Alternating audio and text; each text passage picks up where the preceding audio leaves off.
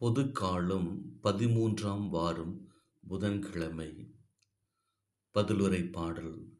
திருப்பாடல் 34 6 முதல் 7 வரை, மேலும் 9 முதல் 10 வரை மற்றும் 11 முதல் 12 வரை. பல்லவி. இந்த ஏழை கூவி அழைத்தான், ஆண்டவர் அவனுக்கு செவிசாய்த்தார். இந்த ஏழை கூவி அழைத்தான், ஆண்டவர் அவனுக்கு செவிசாய்த்தார். இந்த ஏழை கூவி அழைத்தான், ஆண்டவன் அவனுக்கு செவிசாய்த்தார்.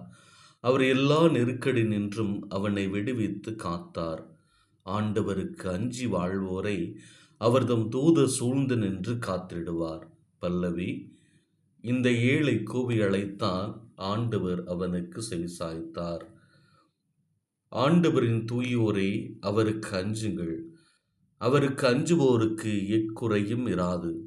சிங்கக்குட்டிகள் உணவின்றி பட்டினி இருக்க நேரிட்டாலும் ஆண்டவரை நாடுவோருக்கு நன்மை ஏதும் குறையாது. பல்லவி. இந்த ஏழை கூவி அழைத்தான், ஆண்டவர் அவனுக்கு செவிசாய்த்தார். வாரீர் பிள்ளைகளே, நான் சொல்வதை கேளீர். ஆண்டவருக்கு அஞ்சுவதை பற்றி உங்களுக்கு கற்பிப்பேன். வாழ்க்கையில் இன்பம் காண விருப்பமா? வாழ்வின் வளத்தை தூய்க்குமாறு நெடுநாள் வாழ நாட்டமா? பல்லவி. இந்த ஏழை கூவி அழைத்தான், ஆண்டவர் அவனுக்கு செவிசாய்த்தார்.